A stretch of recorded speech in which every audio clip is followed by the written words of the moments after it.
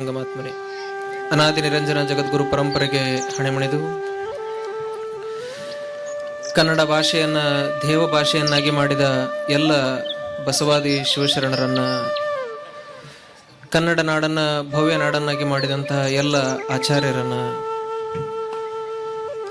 ಅನೇಕ ಸಾಧು ಸಂತರನ್ನ, ದಾರ್ಶನಿಕರನ್ನ, ಕನ್ನಡ ನಾಡನ್ನ ಭವ್ಯ ನಾಡನ್ನಾಗಿ ಮಾಡಿರುವಂತಹ ಅನೇಕ ಸಮಾಜದ ಗಣ್ಯರನ್ನ ಹೃನ್ಮಂದಿರದಲ್ಲಿ ಸ್ಮರಿಸಿಕೊಂಡು ಕಾರ್ಯಕ್ರಮದ ದಿವ್ಯ ಸಾನ್ನಿಧ್ಯವನ್ನು ಕರುಣಿಸಿರುವಂತಹ ಶ್ರೀಮ ನಿರಂಜನ ಜಗದ್ಗುರು ಶಿವಯೋಗೀಶ್ವರ ಮಹಾ ಶಿವಯೋಗಿಗಳವರ ಪಾದಚರಣ ಕಮಲಗಳಿಗೆ ನಮಸ್ಕರಿಸುತ್ತಾ, ಅದೇ ರೀತಿ ಸಿದ್ದರಬೆಟ್ಟದ ಪರಮ ಪೂಜ್ಯ ವೀರಭದ್ರ ಶಿವಾಚಾರ್ಯ ಮಹಾಸ್ವಾಮಿಗಳವರ ಶ್ರೀಚರಣಕ್ಕೆ ನಮಸ್ಕರಿಸುತ್ತಾ, ಪರಮ ಪೂಜ್ಯ ಗಣಬಸವ ಅಮರೇಶ್ವರ ಶಿವಾಚಾರ್ಯ ಮಹಾಸ್ವಾಮಿಗಳವರ ಪಾದಚರಣ ಕಮಲಗಳಿಗೆ ನಮಸ್ಕರಿಸುತ್ತಾ, ಹಾಗೂ ಪರಮ ಪೂಜ್ಯ ಶ್ರೀಮ ನಿರಂಜನ ಪ್ರಣವಸ್ವರೂಪಿ ಗುರುಪಾದ ಮಹಾಸ್ವಾಮಿಗಳು ಪೂಜ್ಯರ ಪಾದಚರಣ ಕಮಲಗಳಿಗೆ ನಮಸ್ಕರಿಸುತ್ತಾ, ಶ್ರೀಮ ನಿರಂಜನ ಪ್ರಣವಸ್ವರೂಪಿ ಗಂಗಾಧರ ಮಹಾಸ್ವಾಮಿಗಳು ಅಂಕ್ಲಿಮಠ ಪೂಜ್ಯರ ಪಾದಚರಣ ಕಮಲಗಳಿಗೆ ನಮಸ್ಕರಿಸುತ್ತಾ, ಹಾಗೂ ವೇದಿಕೆ ಮೇಲಿರುವಂತಹ ಹಿರಿಯರಾದಂತಹ ಈ ಭಾಗದ ಗಣ್ಯ ವ್ಯಕ್ತಿಗಳಾದಂತಹ ಶ್ರೀ ಸನ್ಮಾನ್ಯ ಶ್ರೀ GS ಪಾಟೀಲ್ ಸರ್ ಅವರೇ, ಹಾಗೂ IS ಪಾಟೀಲ್ ಸರ್ ಅವರೇ, ಹಾಗೂ ಬಸವರಾಜ್ ಬಿಂಗೇಣ್ಣನವರೇ, ಹಾಗೂ ನಮ್ಮೂರಿನ ಪಂಚಾಯಿತಿಯ ಮಾಜಿ ಅಧ್ಯಕ್ಷರಾದಂತಹ ಮಾಂತೇಶ್ ಪಾಟೀಲ್ ಅಣ್ಣರವರೇ, ಇದಕ್ಕೆಲ್ಲ ಮೀರಿ ಮುಂದೆ ಕುಂತಿರುವಂತಹ ಎಲ್ಲ ಕೃಷ್ಣಾಪುರ, ರೋಣ ಇನ್ನಿತರ ಭಾಗದಿಂದ ಆಗಮಿಸಿರುವಂತಹ ಮತ್ತು ನಮ್ಮ ಬಾತಾಂಬ್ರ ಗ್ರಾಮದಿಂದ ಅನೇಕ ಜಿಲ್ಲೆ ಹಾಗೂ ವಿಶೇಷವಾಗಿ ಎಲ್ಲ ಭಕ್ತವೃಂದಕ್ಕೂ ಶರಣಾರ್ಥಿಗಳು. ಎಲ್ಲರಿಗೂ ತಿಳಿದಿರುವಂತೆ ಅನೇಕ ಜನ ನಾವು ನಡೆದು ಬಂದ ದಾರಿಯನ್ನು ಬಹಳಷ್ಟು ಅವರವರ ಅನುಭವದಲ್ಲಿ ಅವರು ನಮಗೆ ಏನೇನು ಮಾಡಿದರು ಅನ್ನೋದನ್ನು ಬಹಳಷ್ಟು ವೈಭವದಿಂದ ಹೇಳಿದರು.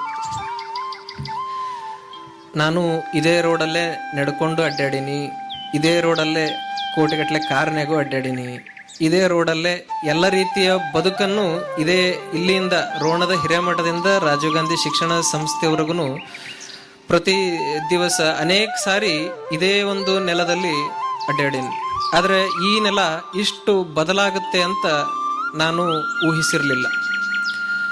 ಎಲ್ಲದಕ್ಕಿಂತ ಮಿಗಿಲಾಗಿ ನಮ್ಮೂರಿನವರು ಎಲ್ಲರಿಗೂ ಗೊತ್ತೈತೆ, ರೋಣದವರಿಗೆ ಈ ಊರರು ಭಾಳ ಕಡಿಮೆ ಹೊಲ ಅದಾವು, ಆದ್ರೆ ಇವ್ರದ್ದೇನು ಬಂಡತನ ಐತಲ್ಲ ಅದು ಕಡಿಮೆ ಇಲ್ಲ ಅಂತ ಭಾಳ ಜನರಿಗೆ ಗೊತ್ತೈತೆ. ಆದ್ರೆ ನಮ್ಮೂರವ್ರು ಹೆಂಗೆ ಕಾರ್ಯಕ್ರಮ ಮಾಡ್ತಾರಪ್ಪ ಅಂತ ನನಗೂ ಭಾಳ ಚಿಂತೆ ಇತ್ತು. ಆದ್ರೆ ಆ ಚಿಂತೆಯನ್ನ ಚಿತೆಗೆ ಹಚ್ಚಿ ಇಷ್ಟು ಚಂದ ಕಾರ್ಯಕ್ರಮವನ್ನು ಮಾಡಿದ್ರಿ. ಇದಕ್ಕೆಲ್ಲ ಕಾರಣೀಭೂತರು ಕೇವಲ ಕೃಷ್ಣಾಪುರ ಗ್ರಾಮದವರಲ್ಲ, ಕೃಷ್ಣಾಪುರ ಇವತ್ತು ರೋಣ ಪಟ್ಟಣಕ್ಕೆ ಸೇರೈತಿ. ಹಾಗಾಗಿ ಕೃಷ್ಣಾಪುರ ರೋಣ ಸಮಸ್ತ ಗುರು ಹಿರಿಯರು ಇದಕ್ಕೆಲ್ಲ ಕಾರಣೀಭೂತರಾಗ್ಯಾರ. ಅನೇಕ ದಿನಗಳಲ್ಲಿ ಬಹಳಷ್ಟು ತಿಂಗಳ ಪರ್ಯಂತ ಶ್ರಮ ಇದೆ. ಹಲವಾರು ಗ್ರಾಮದ ಗುರು ಹಿರಿಯರು ಬಹಳಷ್ಟು ಶ್ರಮವನ್ನು ವಹಿಸ್ಯಾರ. ಅವ್ರಿಗೂ ಏನೇನೇ ಮಾತು ಬಂದ್ರೂ ಸಹಿತ ಅವರು ಯಾವುದನ್ನು ಲಕ್ಷ್ಯಕ್ಕೆ ಹಾಕ್ಕೊಂಡಿಲ್ಲ. ಆದರೆ ಇವತ್ತಿನ ದಿವಸ ಎಲ್ಲರೂ ಸಹಿತ ಇವರನ್ನದೇ ಎಲ್ಲರೂ ನೀವು ಸಹಿತ ಬಹಳಷ್ಟು ಶ್ರದ್ಧೆ, ಭಕ್ತಿ, ತನು ಮನ ಧನದಿಂದ ಸೇವೆಯನ್ನು ಸಲ್ಲಿಸಿರಿ. ಇವತ್ತು ಮೊದಲು ಗುರುಬಸವ ಇದ್ದವ ಇದೇ ಮಣ್ಣು ನನಗೆ ಡಾಕ್ಟರ್ ಮಾಡಿ, ಅದು ಅನೇಕ ಜನ ಹೇಳ್ಯಾರ. ಅಂದ್ರೆ ಪರಮ ಪೂಜ್ಯ ಸಿದ್ದರಬೆಟ್ಟದ ಪರಮ ಪೂಜ್ಯರು ಅನೇಕ ರೀತಿಯಿಂದ ಮೊದಲು SSLC ಮುಗಿಸಿದ್ವಿ. ನಮ್ಮ ದೊಡ್ಡಪ್ಪನವರಾದಂತಹ ವೈದ್ಯ ಸಂಗಯ್ಯನವರು ಪೂರ್ವಾಶ್ರಮ ಅನ್ಬೇಕಂತ ಹೇಳ್ಯಾರ. ಆಗಲ್ಲಿ ಸಾಹೇಬ್ರನ್ನು ಅನ್ನಬೇಕಾದ್ರೆ ಪೂಜ್ಯರಂದ್ರು, ಇನ್ನು ಮೇಲೆ ಡೈರೆಕ್ಟ್ ಸಾಹೇಬ್ರು ಅನ್ನಕತ್ತಿದ್ರು ತಂದೆ ತಾಯಿ ಅಂತ. ಪಟ್ಟಾಧಿಕಾರ ಆದ್ಮೇಲೆ ಏನೇ ಅನ್ಬೇಕಾದ್ರೂ ಪೂರ್ವಾಶ್ರಮ ಅನ್ನಬೇಕು ಅಂತ ಹೇಳಬೇಕು. ಅದನ್ನ ನೆನಪಿಸಿಕೊಂಡು ಪೂರ್ವಾಶ್ರಮದ ದೊಡ್ಡಪ್ಪನವರು ಸಹಿತ ಈ ಊರಾಗಿದ್ರ ವಿದ್ಯಾಭ್ಯಾಸ ಚೆನ್ನಾಗಾಗೋದಿಲ್ಲ ಅಂತ ಹೇಳಿ ನಮ್ಮನ್ನ ಕುಷ್ಟಗಿ ಕರ್ಕೊಂಡು ಹೋದ್ರು. ಕುಷ್ಟಗಿಯಲ್ಲಿ 1ನೇತ್ರದಿಂದ 4ನೇತ್ರ ತನ ದೊಡ್ಡಪ್ಪನವ್ರ ಮನೆಯಾಗಿದ್ವಿ. 5ನೇತ್ತು 6ನೇತ್ತು 7ನೇತ್ತು ನಮ್ಮಮ್ಮ ರಾಚಮ್ಮನ್ನು ಸ್ಮರಣೆ ಮಾಡಬೇಕು. ರಾಚಮ್ಮ ನಮ್ಮ ಕಾಕ ಪೂರ್ವಾಶ್ರಮದ ಚಿಕ್ಕಪ್ಪನವರು ಮಲ್ಲಯ್ಯನವ್ರ ಮನೆಯಲ್ಲಿದ್ವಿ 2 ವರ್ಷ. ಆಮೇಲೆ ಮತ್ತೆ ದೊಡ್ಡಪ್ಪನವ್ರ ಮನೆಗೆ ಬಂದ್ವಿ. ಮತ್ತೆ ಮುಂದೆ ಹಾಗೆ ಅಲ್ಲಿನೂ ಸಹಿತ ಅನೇಕ ಜನ ಸಹಕಾರ ಮಾಡಿದರು. ಕೇವಲ ಮತ್ತು ನಂದು ಒಂದು ಏನಿತ್ತಂದ್ರೆ, ಯಾವುದೇ ಒಂದು ಶಿಕ್ಷಣ ಸಂಸ್ಥೆಗೆ ಹೋದ್ರೂ ನಾ ಒಬ್ಬರನ್ನ ಮಾಸ್ತರ್ನ, ಒಬ್ಬರನ್ನ ಟೀಚರ್ನ, ಯಾರು ನನಗೆ ಸರಿಯಾದ ಮಾರ್ಗದರ್ಶನವನ್ನು ಮಾಡ್ತಿದ್ರು ಅವರನ್ನು ಗಟ್ಟಿಯಾಗಿ ಹಿಡಿತಾ ಇದ್ದೆ. ಯಾಕಂತಂದ್ರೆ ನಮ್ಮ ಗುರುಗಳು ಯಾವಾಗೂ ಒಂದೇ ಹೇಳ್ಯಾರ, ಏಕನಿಷ್ಠ ಇರಬೇಕು, ಅವ್ರು ಏನೇ ಮಾಡಲಿ ಏಕನಿಷ್ಠ ಇರಬೇಕು. ಹಾಗಾಗಿ ಆ ಒಂದು ಕುಷ್ಟಗಿಯಲ್ಲಿದ್ದಂಥ ಸಂದರ್ಭದಲ್ಲಿ ಕನ್ನಡ ಟೀಚರ್ ಆಗಿರ್ತಕ್ಕಂಥ ರವೀಂದ್ರ ಸರ್ ಅಂತಿದ್ರು, ಅವ್ರ ಜೊತೆಗೆ ಶಿವಣ್ಣ ಸರ್ ಅಂತಿದ್ರು. ಅವರು ಸಹಿತ ಕೇವಲ ನೀನು ಏನೇನೋ ಮಾಡಬಾರ್ದು, ವಿಜ್ಞಾನವನ್ನೇ ಮಾಡಬೇಕು, ನೀ ಏನ ಆಗು ಮುಂದೆ ಮೊದಲು ವಿಜ್ಞಾನವನ್ನೇ ಕಲಿಬೇಕು. ಅನೇಕ ರೀತಿಯಿಂದ ಎಲ್ಲರೂ ಸಹಿತ, ನಮ್ಮ ದೊಡ್ಡಪ್ಪನವರು ಸಹಿತ ಭಾಳಷ್ಟು ನೆನಪದಾವು. ಇಬ್ರು ಸಹಿತ ನಾವು ನಮ್ಮ ಕಾಕನ ಜೊತೆ ಆಗಲಿ ನಮ್ಮ ದೊಡ್ಡಪ್ಪರ ಜೊತೆ ಆಗಲಿ ನಾವು ಹೆಂಗಿದ್ವಿ ಅಂದ್ರೆ ದೋಸ್ತರ ಗತ್ಲೇನ ಇದ್ವಿ. ಅವ್ರು ಏನು ಹಿಂಗೆ ಅಂದ್ರೆ ಯಾವುದೇ ಆಗಲಿ ನಾವು ಮನಬಿಚ್ಚೆ ಮಾತಾಡ್ತಿದ್ವಿ, ಅವರು ಮನಬಿಚ್ಚೆ ಮಾತಾಡ್ತಿದ್ರು. ಹಂಗೆ ಅನೇಕ ದಿನಗಳು, ಕಷ್ಟದ ದಿನಗಳು ಇದ್ವು, ಕಷ್ಟದ ದಿನಗಳ ಜೊತೆಗೆ ಸಂತೃಪ್ತಿಯ ದಿನಗಳವು. ಯಾಕಂತಂದ್ರೆ ಅವಾಗ ಏನೇ ಮಾಡಿದ್ರು ನಡೀತಿತ್ತು ಅಂದ್ರೆ ಕೇವಲ ಅವತ್ತು ಮನೆಗೆ ನಾನು ಮಗನಾಗಿದ್ದೆ. ನಂತರ ಪರಮ ಪೂಜ್ಯ ಸಿದ್ಧರಬೇಡದ ಪೂಜ್ಯರು ರೋಣದಿಂದ ಕುಷ್ಟಗಿಯಿಂದ ಸೀದಾ ಬೆಂಗಳೂರಿನಾಗ ಶ್ರೀ ಜಗದ್ಗುರು ರೇಣುಕಾಚಾರ್ಯ ಪದವಿ ಪೂರ್ವ ಮಹಾವಿದ್ಯಾಲಯದಲ್ಲಿ 2 ವರ್ಷ ಓದಿಸಿದ್ರು. ಅಲ್ಲಿನೂ ಓದಿಸಬೇಕಾದ್ರೆ ಅಲ್ಲಿನೂ PUC ಕೋಚಿಂಗ್ ಬೇಸ್ ಸೆಂಟರ್ನಾಗ ಅಲ್ಲಿನೂ ನೀಟ್ ಕೋಚಿಂಗ್ ಅದೆಲ್ಲ ಆಯಿತು. ಅಲ್ಲಿನೂ ಸಹಿತ ಶರಫ್ ವಿನೋದ್ ಸರ್ ಅವರು ಸಹಿತ ಆ ಕೋಚಿಂಗಿಗೆ ಹೋಗಕ್ಕೆ ಧನ ಸಹಾಯವನ್ನು ಮಾಡಿದರು. ನಂತರ ಮತ್ತೆ ಎಲ್ಲಿಗೆ ಬಂದ್ವಿ ಅಂತಂದ್ರೆ ಬ್ಯಾಕ್ ಟು ರೂಟ್, ಮರಳಿ ಮಣ್ಣಿಗೆ, ಮರಳಿ ನಮ್ಮೂರಿಗೆ. ಅಲ್ಲಿವರೆಗೂ ನಾನು ಊರಾಗನೂ ಇರಲಿಲ್ಲ, ಬಂದ್ರೂ ಸಹಿತ ಮತ್ತೆ ನಮ್ಮ ಊರಿಗೆ ಬಂದ್ವಿ. ಸಾಹೇಬ್ರ ಸಂಪರ್ಕ ಆಯಿತು. ಅದರ ಪೂಜ್ಯರಿಗೂ ನಾನು ಹೇಳೋದಂದ್ರೆ, ಸರಿಗೂ ನೆನಪೈತಿ, ಬಸವ ಜಯಂತಿಯನ್ನು ನಾವು ವರ್ಕಿಂಗ್ ಡೇ ಮಾಡಿದ್ವಿ. ಅವತ್ತು ಮೊದಲು ನನಗೆ ಸರು ಗೌಡ್ರನ್ನ ಮುಖತಃ ಮಾತಾಡಿಸಿದ್ದು, ನೀನು ಒಮ್ಮೆ ಸಾಹೇಬ್ರಿಗೆ ಹೇಳೋ ಅಂತೇಳಿ.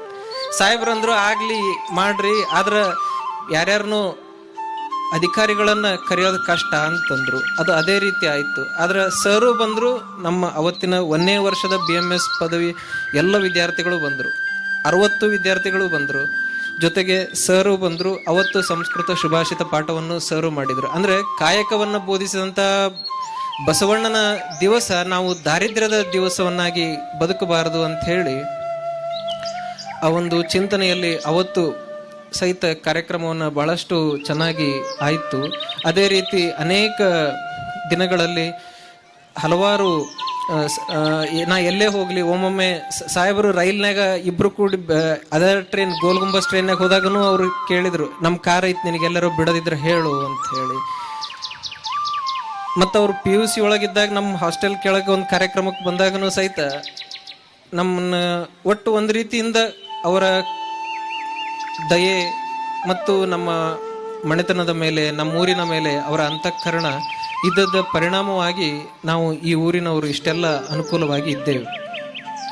ಜೊತೆಗೆ ಅನೇಕ ರೀತಿಯ ಮುಂದೆ BMS 2-3 ವರ್ಷ ಆದಮೇಲೆ ಮತ್ತು ನಾವು ಬಸವಣ್ಣರ ತೋಟಕ್ಕೆ, ಅಂದ್ರೆ ನನಗೆ ಸರ್ ಏನಂದ್ರು, ಖಾಲಿ ಕುಂದ್ರಬೇಡ, ಏನಾರು ಮಾಡು, ಒಟ್ಟು ಮನುಷ್ಯ ಬ್ಯುಸಿ ಇರ್ಬೇಕು. ಖಾಲಿ ಕುಂತ್ರ ಏನೇನೋ ವಿಚಾರ ಬರ್ತಾವೆ. ಕೇವಲ ಹಣ ಗಳಿಸುವ ವಿದ್ಯೆಯನ್ನು ಕೇವಲ ಹಣ ಗಳಿಸ್ಲಿಕ್ಕೆ ಬಳಸಬಾರದು. ಮತ್ತು ಎಲ್ಲದಕ್ಕಿಂತ ಈಗ ನಮ್ಮ ಮನ್ಯಾಗ ಹೆಂಗೆ ಎಷ್ಟು ಸಹಕಾರ ಮಾಡಿದ್ರು ಅದಕ್ಕಿಂತ ಮಿಗಿಲಾಗಿ ನಮಗೇನು ನಮ್ಮ ಸರ್ ಸಂಬಂಧ ಇಲ್ಲ, ಅಂದ್ರೆ ರಿಲೇಷನ್ ಅಲ್ಲ, ಸಂಬಂಧ, ರಕ್ತ ಸಂಬಂಧ ಅಲ್ಲ. ಆದರೂ ಅವರು ನನ್ನನ್ನು ಮಗನಾಗಿಯೇ ನೋಡಿದರು. ಹಲವಾರು ದಾರಿಗಳನ್ನು ಅವರು ಹೇಳೋರು, ಆ ಕಡೆ ಹೋಗು, ಅಲ್ಲಿ ಹೋಗು. 2 ವರ್ಷ ಕಂಪ್ಲೀಟಾಗಿ ಕಾಲೇಜ್ನಾಗಿದ್ದೆ. ಆಮೇಲೆ 3ನೇ ವರ್ಷ 4ನೇ ವರ್ಷ ಹೆಚ್ಚು ಕಡಿಮೆ ಈ ಇಂಡಿಯಾ ಈ ಕಡೆ, ಅಂದರೆ ಕರ್ನಾಟಕ ಆಗಲಿ, ಕೆಳಗೆ ಕೇರಳ ಆಗಲಿ, ಮೇಲೆ ಮಹಾರಾಷ್ಟ್ರ ಆಗಲಿ, ಮೇಲೆ ಗುಜರಾತ್ ಆಗಲಿ, ಮೇಲೆ ಬಂದಂತಹ ರಾಜಸ್ಥಾನ ಆಗಲಿ, ಮೇಲೆ ಜಮ್ಮು, ಈ ಅಷ್ಟು ಭಾಗವನ್ನು ಅನೇಕ ರೀತಿಯ ಚಟುವಟಿಕೆಗಳು, ಸೆಮಿನಾರ್ಗಳು, ಕಾನ್ಫರೆನ್ಸ್ಗಳು ಇದ್ದಾಗ ಹಲವಾರು ಕಡೆ ನನಗೆ ಕಳಿಸ್ಲಿಕ್ಕೆ ಹಲವಾರು ರೀತಿಯ ಸಹಾಯವನ್ನು ಮಾಡಿದರು. ಅನೇಕ ಸಂದರ್ಭಗಳಲ್ಲಿ ದೊಡ್ಡಮಣಿ ಸರ್ ನಾವು ಭೇಟಿಯಾಗಿರ್ತಿದ್ವಿ. ಅವಾಗ ಕೆಲವೊಬ್ಬರೆಲ್ಲ ಡಾಕ್ಟರ್ಸ್ ಅನ್ನೋರು, ನಮ್ಮ ಕಾಲೇಜ್ ಸಿಗ್ಬಂದಿ ನನ್ನರು ಯಾರು ಇವ ಯಾಕೆ ಇವ್ರ ಜೊತೆ ಇಷ್ಟು ಸಲ್ಗಿನ್ ಮಾತಾಡ್ತಾನ, ಅವ್ರ ಜೊತೆ ಕುಂತಿರ್ತಾನಲ್ಲ ಇವ. ಆಮೇಲೆ ಕೆಲವೊಬ್ರು ಅನ್ನರು ಇಲ್ಲ ಅವ್ರು ಊರು ಅನ್ನರು ಅಂತ. ಹಾಗಾಗಿ ಅನೇಕ ಸಂದರ್ಭಗಳಲ್ಲಿ ಕೊಟ್ರು ಶೆಟ್ರು ಸರ್ ಅವರು ಸಹಿತ ನಮ್ಮನ್ನ ಬಸವಣ್ಣರ ತೋಟದಾಗಿದ್ದಾಗ ಹೆಚ್ಚು ಕಡಿಮೆ 1 ವರ್ಷ ಕರ್ಕೊಂಡು ಅಡ್ಡಾಡ್ಯಾರ. ಬರೀ 1 ದಿವಸ ಅಲ್ಲ, 2 ದಿವಸ ಅಲ್ಲ, ಅನೇಕ ರೀತಿಯಿಂದ ನಮಗೆ ರೋಣ ನಗರದ ಎಲ್ಲ ಗಣ್ಯ ವ್ಯಕ್ತಿಗಳು ಅನೇಕ ರೀತಿಯಿಂದ ಸಹಾಯ ಸಹಕಾರವನ್ನು ಮಾಡ್ಯಾರ. ನಿಮ್ಮೆಲ್ಲರ ಕೊಟ್ಟ ಭಿಕ್ಷೆಯಿಂದ ನಾನು ಈ ಒಂದು ದೀಕ್ಷೆಯನ್ನು ತಗೊಳ್ಳಲಿಕ್ಕೆ ಕಂಕಣಬದ್ಧನಾಗಿದ್ದೇನೆ. ಯಾಕಂತಂದರೆ ಸಮಾಜದ ಋಣ ಬಹಳ ದೊಡ್ಡ ಋಣ. ಸಮಾಜದ ಅನ್ನವನ್ನು ತಿಂದು ಬೆಳೆದೇವು. ಯಾಕಂತಂದ್ರೆ ನಮ್ಮ ಪೂರ್ವಾಶ್ರಮದ ತಂದೆಯವರು ಪ್ರತಿ ದಿವಸ ಜೋಳಿಗೆ ಹಿಡ್ಕೊಂಡು ನಿಮ್ಮೆಲ್ಲ ಮನೆಗೆ ಬಂದ್ರೂ ನೀವೆಂದೂ ನಮ್ಮ ಪೂರ್ವಾಶ್ರಮದ ತಂದೆಯವರನ್ನು ಹಾಗೆ ಕಳಿಸಿಲ್ಲ. ನಮ್ಮ ಪೂರ್ವಾಶ್ರಮದ ತಂದೆಯವರಿಗೂ ಸಹಿತ ಅನೇಕ ರೀತಿಯಿಂದ ಒತ್ತಡ ಬರ್ತೈತೆ, ನೀವು ಇಲ್ಲಿರಬಾರದು, ಬೇರೆ ಕಡೆ ಹೋಗಬೇಕು, ನಿಮಗೆಲ್ಲ ಅನುಕೂಲ ಬರ್ತೈತೆ. ಆದರೆ ನಮ್ಮ ಪೂರ್ವಾಶ್ರಮದ ತಂದೆಯವರು ಹೇಳ್ತಿದ್ರು, ನೀವು ಯಾರು ಎಲ್ಲರ ಹೋಗ್ರಿ, ನಾನು ನಮ್ಮೂರು ಬಿಟ್ಟು ಬರೋದಿಲ್ಲ. ಆ ಒಂದು ಮಾತು ಯಾಕೆ ಅವ್ರು ಅಂತಿದ್ರಂದ್ರೆ, ಅವರಿಗೆ ನಾವು ಯಾರೇ ಊರಿಗೆ ಹೋಗ್ಲಿ, ಎಲ್ಲೇ ಹೋಗ್ಲಿ, ಎಲ್ಲರೂ ಸಹಿತ ಅನೇಕ ರೀತಿಯಿಂದ ಯಾರೋ ಬಂದು ಕಸಾನು ಹೊಡೆಯೋರು, ಯಾರೋ ಬಂದು ಮುಸುರಿ ತಿಕ್ಕೋರು, ಯಾರೋ ಬಂದು ಅಡುಗೆಯನ್ನು ಕೊಡೋರು. ಆದರೆ ನೀವೆಲ್ಲ ಕೊಟ್ಟ ಅನ್ನದ ಋಣ ಮತ್ತು ನೀವು ಏನು ನಮಗೆ ಆ ಜೋಳಿಗೆಗೇನು ಭಿಕ್ಷೆಯನ್ನು ಹಾಕಿರಲ್ಲ, ಆ ಭಿಕ್ಷೆ ಎಂದಿಗೂ ದುರ್ಬಳಕೆ ಆಗಿಲ್ಲ, ಮುಂದೆನೂ ಆಗೋದಿಲ್ಲ. ಈ ಒಂದು ತಪ್ಪು ಆಗಲಾರ್ದಂಗೆ ಸಾಧ್ಯವಾದಷ್ಟು ಮಟ್ಟಿಗೆ ನಾನು ನಡ್ಕೊತೇನೆ. ಯಾಕಂತಂದ್ರೆ ನಮ್ಮ ಊರವರು ಭಾಳಷ್ಟು ಬಡವರು, ಬಹಳಷ್ಟು ಜನರಿಗೆ 2-3 ಎಕರೆನೇ ಹೊಲ ಅದಾವು. ಆದ್ರೂ ಸಹಿತ ಅವ್ರು ಎದ್ರಾಗನು ಕಡಿಮೆ ಇಲ್ಲ, ಎಲ್ಲದ್ರಾಗನು ಅವ್ರು ಒಂಥರ ಮನಸ್ಸು ಬಂದ್ರ ಭಕ್ತಿಯಿಂದ ರತ್ನ ಗಂಬಳಿಯನ್ನು ಹಾಸ್ತಾರೆ. ಆದರೆ ಅದೇ ಮನಸ್ಸು ಕೆಟ್ಟರೆ ಮುಳ್ಳಿನ ಹಾಸಿಗೆಯನ್ನು ಹಾಕ್ತಾರೆ. ಅದನ್ನು ನಾನು ಬಹಳಷ್ಟು ಹತ್ತಿರದಿಂದನೂ ನೋಡೇನೆ. ಯಾಕಂತಂದ್ರೆ ಒಬ್ಬ ಮನುಷ್ಯನಿಗೆ ಸಮಾಜದಲ್ಲಿ ಬೆಳಿಬೇಕಾದ್ರೆ ಅನೇಕ ರೀತಿಯಿಂದ ಕಷ್ಟಗಳು ಬರ್ತವೆ, ಸಂಕಷ್ಟಗಳು ಬರ್ತವೆ. ಕೆಲವು ಒಳ್ಳೆಯ ದಿವಸನೂ ಇರ್ತಾವು, ಕೆಲವು ಕೆಟ್ಟ ದಿವಸನೂ ಇರ್ತಾವು. ಆದರೆ ನಾವು ನಮ್ಮ ಮನಸ್ಸಿನ ದೃಢ ನಿಷ್ಠೆಯನ್ನು, ನಮ್ಮ ಮನಸ್ಸಿನ ಸಂಕಲ್ಪವನ್ನು ಎಂದಿಗೂ ಸಹಿತ ಧೃತಿಗೆಡಬಾರದಂತ ಹೇಳಿ ಪರಮ ಪೂಜ್ಯ ಮೌನ ತಪಸ್ವಿ ಜಡೇಶಾಂತಲಿಂಗ ಮಹಾಸ್ವಾಮಿಗಳವರು ಹೇಳಿ ಹೇಳಿ ಹೇಳಿ ನಮ್ಮನ್ನು ಗಟ್ಟಿಗೊಳಿಸಿದರು. ಅನೇಕ ಸಂದರ್ಭಗಳಲ್ಲಿ ಅವರೂ ಸಹಿತ ಬೇರೆ ಬೇರೆ ಮಟ್ಟಕ್ಕೆ ನೀನು ಆಗಬೇಕು, ಅವ್ರದ್ದು ಒಂದು ಮಟ್ಟಕ್ಕೆ ಆಗಬೇಕು ಅಂತ ಹಲವಾರು ಸಲ ಹೇಳಿದರು. ಜೊತೆಗೆ ಅವರು ನೀ ಏನೇ ಮಾಡು ಏನೇ ಬಿಡು, ನಿನ್ನ ಅಂತರಂಗದೊಳಗೆ ಸದಾ ಶಿವನ ಧ್ಯಾನ ಮಹಾಮಂತ್ರ ಸದಾ ಇರಬೇಕು ಅನ್ನೋದನ್ನು ಕಲಿಸ್ಯಾರ. ಇವತ್ತಿಗೂ ಅವ್ರು ಏನು ಹೇಳಿಕೊಟ್ಟಾರ. ಯಾಕಂತಂದ್ರೆ ಪರಮ ಪೂಜ್ಯ ಗುಗ್ಗೆಹಳ್ಳಿ ದೊಡ್ಡಜ್ಜವರು ಸಹಿತ ಅವ್ರಿಗೆ ಅದನ್ನು ಹೇಳಿದ್ರಂತೆ.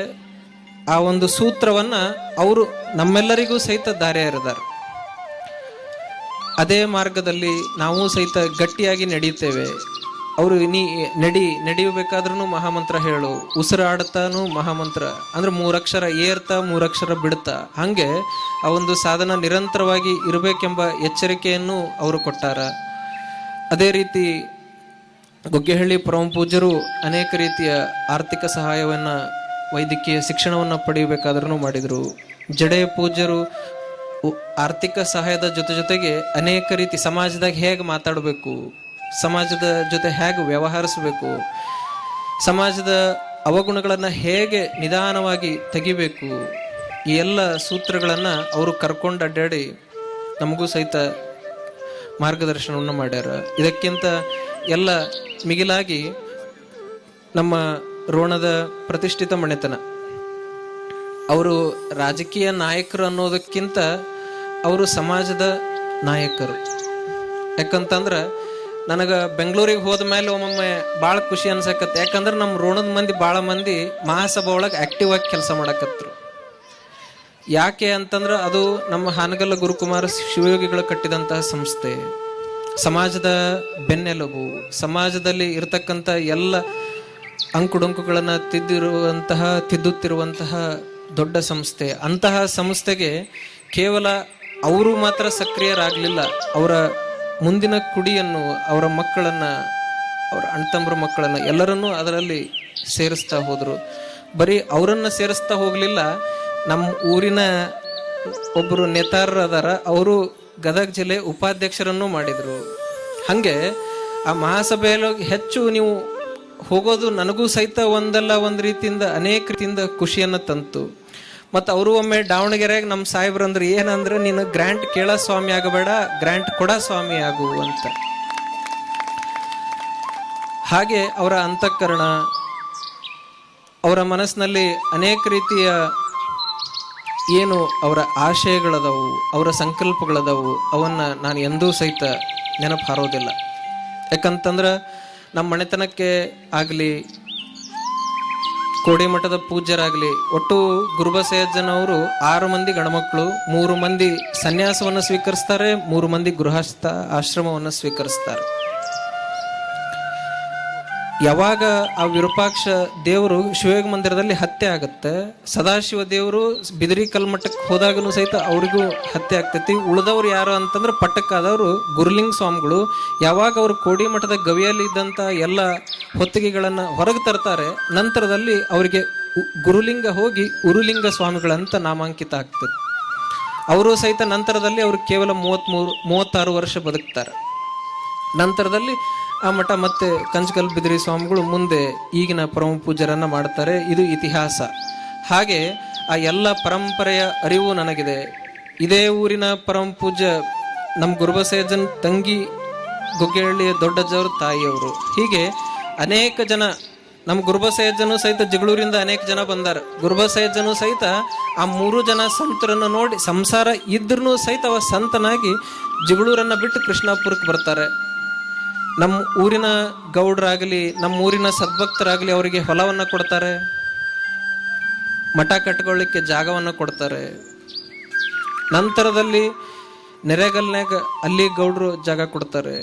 ಹಳ್ಳೂರು ಅಂತ ಐತಿ, ಅಲ್ಲಿನೂ ಸಹಿತ ಅಲ್ಲಿ ಊರವರು ಬಂದಾರ, ಅಲ್ಲಿನೂ ಜಾಗ ಕೊಡ್ತಾರೆ. ಗುರುಬಸಯ್ಯಜ್ಜ ಸಂಸಾರದೊಳಗಿದ್ದು ಸಂತನಾಗಿ ನಿರೂಪಿಸಿದ. ಅಂದ್ರೆ ಅತ್ನು ಪೂರ್ವಾಶ್ರಮದಿಂದ ಏನೂ ತರಲಿಲ್ಲ. ಅಲ್ಲಿ ಅಣತಂಬ್ರು ಹಿಸೆ ಆದ್ರೂ ಆತ ಒಲ್ಲೆ ಅಂದ. ನನಗೆ ಕುಮಾರಸ್ವಾಮಿಗಳು ಆಯುರ್ವೇದದ ವಿದ್ಯೆಯನ್ನು ಕಲಿಸ್ಯಾರ. ಹಾಗಾಗಿ ಅವರು ಕುಮಾರೇಶ್ವರ ದವಾಖಾನಿ ಅಂಥೇಳಿ ಇಲ್ಲೇ ಅನೇಕ ಜನರಿಗೆ ಚಿಕಿತ್ಸೆಯನ್ನು ಮಾಡಿದ್ದು ಇತಿಹಾಸ. ಮತ್ತು ಅವರಿಗೆ ಅಂದಿನ ಕಾಲದಲ್ಲೇ ಬ್ರಿಟಿಷ್ ಗೌರ್ಮೆಂಟಿಂದ ರೆಡ್ ಸ್ಟ್ಯಾಂಪ್ ಸೀಲು ಬರ್ತೈತಿ. ಮತ್ತು ಅವತ್ತು ಆ ಬ್ರಿಟಿಷ್ ಅಧಿಕಾರಿಯ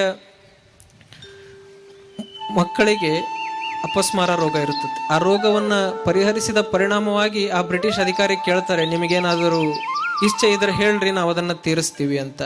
ಆವಾಗ ವೈದ್ಯ ಗುರುಬಸಯ್ಯಜ್ಜನವರು ಹೇಳ್ತಾರೆ, ನಮಗೆ ನೋಂದಣಿಯನ್ನು ಮಾಡಿಸಿ, ಜೊತೆಗೆ ಶಿವಯೋಗ ಮಂದಿರಕ್ಕೆ ಏನು ಆಗಬೇಕು ಆ ಕೆಲಸವನ್ನು ಮಾಡಿ ಅಂತ. ನಂತರ ಅವರನ್ನು ಶಿವಯೋಗ ಮಂದಿರಕ್ಕೆ ಕಳಿಸ್ತಾರೆ. ಆವಾಗ ಬ್ರಿಟಿಷ್ ಅಧಿಕಾರಿಗಳ ಸಂಪರ್ಕ ಶಿವಯೋಗ ಮಂದಿರ ಕಡೆ ಹೆಚ್ಚು ಗಮನ ಹರಿತೈತೆ. ಹಾಗೆ ಆ ಒಂದು ಮನೆತನದಲ್ಲಿ ಹುಟ್ಟಿರುವಂತಹ ನಾನೂ ಸಹಿತ, ನಾನು ಇಲ್ಲಿಂದ ಏನೂ ಒಯ್ಲಿಲ್ಲ ಅಂದ್ರೂ ಇಲ್ಲಿಯ ವಿದ್ಯೆಯನ್ನು ತಗೊಂಡು ಹೋಗ್ತಾ ಇದ್ದೇನೆ.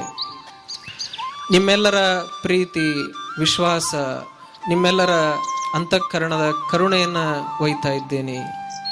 ಇದಕ್ಕೆಲ್ಲ ಮಿಗಿಲಾಗಿ ನೀವು ಅನೇಕ ಪೂಜ್ಯರು ಹೇಳಿದರು, ತೋಂಟದಾರ್ಯ ಸಿದ್ದರಾಮ ಸ್ವಾಮಿಗಳು ಹೇಳಿದರು, ಜಡೆಯ ಪರಮ ಪೂಜ್ಯ ಅಮರೇಶ್ವರ ಸ್ವಾಮಿಗಳು ಹೇಳಿದರು, ನೀವು ನೀವು 1000 ರೂಪಾಯಿ, ಲಕ್ಷ ರೂಪಾಯಿ ಹಾಕಕ್ಕಿಂತ ನೀವು ಯಾರೂ ಆ ಕೆನಾಲ್ನಾಗ ಕಾಣಬಾರದು, ಸಾಯಂಕಾಲ ಕೆನಾಲ್ನಾಗ ಕಾಣಬಾರ್ದು.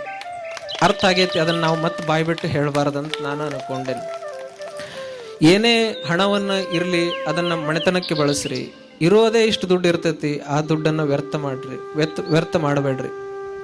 ಯಾಕಂತಂದ್ರೆ ನಾವು ಉದ್ಧಾರ ಆಗಬೇಕು ಅಂತಂದ್ರೆ ಹನಿ ಹನಿ ಗೂಡಿದ್ರೇ ಅದು ಹಳ್ಳ ಆಗ್ತೈತಿ. ಅದು ಬಿಟ್ಟು ಯಾವುದ್ಯಾವುದೋ ವ್ಯಸನಕ್ಕೆ ಬಿಟ್ಟು ಏನೇನೋ ಒಣ ಬಣ ಬಣ ಮಾಡಿ ದೊಡ್ಡವರನ್ನು ಬೈಕೊಂತ ಕುಂದಿರಬೇಡ್ರಿ. ಯಾಕಂತಂದ್ರೆ ನಾ ಎರಡು ಸಮಯದಲ್ಲಿನೂ ನೋಡೀನಿ, ನಮ್ಮ ಊರಾಗ ಏನಾಗ್ಬೇಕಂದ್ರೂ ಆ MLAಗಳಿಗೆ ಬೈತಾರೆ. ಆದ್ರೆ ನಾವು ಯಾರು ಅವ್ರ ಹತ್ರ ಹೋಗಿ ಕೆಲಸ ಮಾಡಿಸ್ಕೊಂತೀವಿ ಅನ್ನೋದು ನಮ್ಮ ಪ್ರಜ್ಞೆಯಲ್ಲಿ ಇರಬೇಕು. ಒಬ್ಬ ಜನಪ್ರತಿನಿಧಿ ಶಾಸಕರಾಗಿರ್ತಾರೆ ಅಂತಂದ್ರೆ ಅವ್ರಿಗೆ ಬರೀ ಒಂದು ವಾರ್ಡಿನ ಜವಾಬ್ದಾರಿ ಇರೋದಿಲ್ಲ, ತಾಲೂಕಿನ ಸಮಗ್ರ ಜವಾಬ್ದಾರಿ ಇರ್ತೈತಿ. ಯಾರ್ಯಾರು ಮುಂದೆ ಓಡಾಡ್ತಾರ ಅವ್ರವ್ರು ಏನೇನು ಬೇಕು ಅದನ್ನು ಮಾಡ್ಕೊತಾರೆ. ಹಾಗೆ ನೀವು ಓಡಾಡಬೇಕು ಅಂತ ನಾ ಹೇಳೋದು. ಕೇವಲ ಯಾವುದೋ ಇವೆಂಟ್ ಇದ್ದಾಗ ಹೋಗಿ ಬಸ್ ಮಾಡಿಸ್ರಿ ಅಂತ ಕೇಳೋದಲ್ಲ, ಯಾವುದೋ ಒಂದು ಕಾರ್ಯಕ್ರಮ ಐತಿ ಅಂತ ಪಟ್ಟಿ ಕೇಳೋದಕ್ಕಿಂತ ಗ್ರಾಮದ ಅಭಿವೃದ್ಧಿಗೆ, ಗ್ರಾಮದ ಶಿಕ್ಷಣಕ್ಕೆ, ಗ್ರಾಮದಲ್ಲಿ ಇದ್ದಂತಹ ಮೂಲಭೂತ ಸೌಕರ್ಯಕ್ಕೆ ಏನು ಬೇಕು ಅಂಥವನ್ನ ಓಡಾಡಿ ಕೆಲಸ ಮಾಡ್ಕೋಬೇಕು. ಅಂದಾಗ ಮಾತ್ರ ಗ್ರಾಮದ ಅಭಿವೃದ್ಧಿ ಆಗ್ತೈತಿ. ಜೊತೆಗೆ ಮತ್ತೊಮ್ಮೆ ಹೇಳ್ತಾ ಇದ್ದೀನಿ, ನೀವೆಲ್ಲ ಸಾಧ್ಯವಾದಷ್ಟು ನಮ್ಮ ಊರಾಗ ಗುಟ್ಕ, ಸಿಗರೇಟ್, ಪಾನ್ ಮಸಾಲ, ಅವೇನು ಎಣ್ಣೆ ಡಬ್ಬಿ ಅವೆಲ್ಲಕ್ಕಿಂತ ಮಾರಾಟದ ಕಡಿಮೆ ಆಗಿ ಒಳ್ಳೆಯ ಏನೋ ಚಲೋ ತಿನ್ನಿರಿ, ಚಲೋದನ್ನು ಬಳಸ್ರಿ, ಚಲೋ ಅರ್ಬಿ ಹಾಕೋರಿ. ಎಲ್ಲದಕ್ಕಿಂತ ಹೆಚ್ಚಾಗಿ ಮಕ್ಕಳಿಗೆ ಚಲೋ ಶಿಕ್ಷಣ ಕೊಡ್ರಿ. ಯಾಕಂತಂದ್ರೆ ಯಾವಾಗಾದರೂ ದೊಡ್ಡ ಮಣಿ ಸರ್ ನಾವು ಸಿಕ್ಕಾಗ ನಾವಿಬ್ಬರು ಏನು ಹೇಳ್ಕೊತೀವಿ ಅಂದ್ರೆ ನಮ್ಮ ಊರಾಗ ನಾವಿಬ್ಬರೇ ಡಾಕ್ಟರ್ ಅಂತ ಹೇಳ್ಕೊತೀವಿ. ನಿಮಗದು ಉತ್ಪ್ರೇಕ್ಷೆ ಅನ್ಸುತ್ತೆ, ಸಂತೋಷ ಅಂತ ನೀವು ಚಪ್ಪಾಳೆ ಹೊಡಿತೀರಿ. ಆದರೆ ಒಮ್ಮೊಮ್ಮೆ ಪ್ರಜ್ಞಾವಂತರಿಗೆ ಅದು ದುಃಖ ಅನಿಸ್ತೈತಿ, ನಾವೆಷ್ಟು ಹಿಂದುಳಿದೀವಿ ಅಂತ. ನಮ್ಮ ಊರಾಗ ಒಳ್ಳೆ ಒಳ್ಳೆ ಇಂಜಿನಿಯರ್ಸ್ ಆಗಬೇಕು.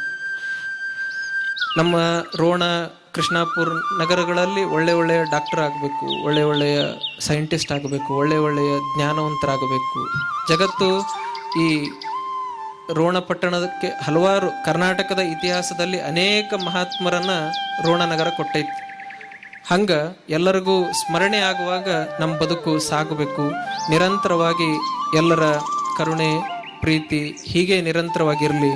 ಎಲ್ಲರಿಗೂ ಗುರುದೇವನ ಆಶೀರ್ವಾದ, ಪರಮ ಪೂಜ್ಯ ಜಗದ್ಗುರುಗಳವರ ಆಶೀರ್ವಾದ ನಿರಂತರವಾಗಿರಲಿ. ನೀವು ನಮ್ಮ ಮಠಕ್ಕೆ ಯಾವಾಗಲೂ ಬರ್ರಿ. ಪೂಜ್ಯರು ಹೇಳ್ಯಾರ, ನೀನು ಊರಾಗ ಏನಾಗುತ್ತೋ ಅಷ್ಟು ಅನುಕೂಲವಾಗುವಾಗ ಮಾಡು. ನಮಗೂ ಏನು ಊರಿಂದನೂ ನಿರೀಕ್ಷೆ ಇಲ್ಲ, ಆ ಕಡೆಯಿಂದ ಈ ಕಡೆ ತರಬೇಕನ್ನೋ ಹಂಬಲನೂ ಇಲ್ಲ, ಆ ಕಡೆ ಈ ಕಡೆ ಒಯ್ಬೇಕನ್ನೋನು ಆಸೆ ಇಲ್ಲ. ಹಾಗಾಗಿ ಸಾಧ್ಯವಾದಷ್ಟು ಒಳ್ಳೆಯ ಸಂಸ್ಕಾರವನ್ನು ಬದಲಾಯಿತು. ಅದು ಅಂದರೆ ನಮ್ಮ ಕಾಲಘಟ್ಟದಲ್ಲೇ ಬದಲಾಗಬೇಕು. ಇವತ್ತು ಹುಟ್ಟಿದ ಬೀಜ 6 ತಿಂಗಳಲ್ಲಿ ಫಸಲು ಕೊಡ್ಬೇಕಂತ ನೀವು ಬಯಸ್ತೀರಿ. ನಾವು ಸಹಿತ ಇವತ್ತು ಬಿತ್ತಿದ ಸಂಸ್ಕಾರದ ಬೀಜ 6 ತಿಂಗಳಲ್ಲಿ, ವರ್ಷದಲ್ಲಿ, 2 ವರ್ಷದಲ್ಲಿ ಅದು ಬದಲಾವಣೆ ಆಯಿತು ಅಂತಂದರೆ ನಾವು ಮತ್ತಿನ್ನೇನಾದರೂ ಹೊಸ ಕೆಲಸವನ್ನು ಮಾಡಲಿಕ್ಕೆ ಅನುಕೂಲವಾಗ್ತೈತಿ. ಎಲ್ಲರೂ ಬಂದಿರಿ, ಭಾಳಷ್ಟು ಜನ ಹಗಲಿರಳು ದುಡ್ದಿರಿ. ಅನೇಕ ನಿನ್ನೆನೂ ರಾತ್ರಿನೂ ಕೆಲವೊಬ್ಬರೆಲ್ಲ ಫೋಟೋ ಹಾಕಿದ್ರಿ. ಹೀಗೆ ಎಲ್ಲರಿಗೂ ಇದೇ ಪ್ರೀತಿ, ವಿಶ್ವಾಸ. ಆದಷ್ಟು ದುಂದು ವೆಚ್ಚ ಮಾಡಬೇಡ್ರಿ. ನಾನು ಬ್ಯಾನರ್ನ ಕಟ್ಟಬೇಡ್ರಿ ಅಂದೆ, ಆದರೂ ನೀವು ಬಿಡಲಿಲ್ಲ. ಅಂದರೆ ಯಾವುದು, ಯಾಕಂದರೆ ಸುಸ್ಥಿರ ಅಭಿವೃದ್ಧಿ ಅವೆಲ್ಲ ಒಟ್ಟು ಸಾಧ್ಯವಾದಷ್ಟು ಇರುವ ಹಣವನ್ನು ಸದ್ವಿನಿಯೋಗ ಮಾಡಿರಿ. ಎಲ್ಲರಿಗೂ ಶುಭವಾಗಲಿ, ಎಲ್ಲರಿಗೂ ಒಳ್ಳೆಯದಾಗಲಿ, ಎಲ್ಲರಿಗೂ ಓಂ ಶಾಂತಿ.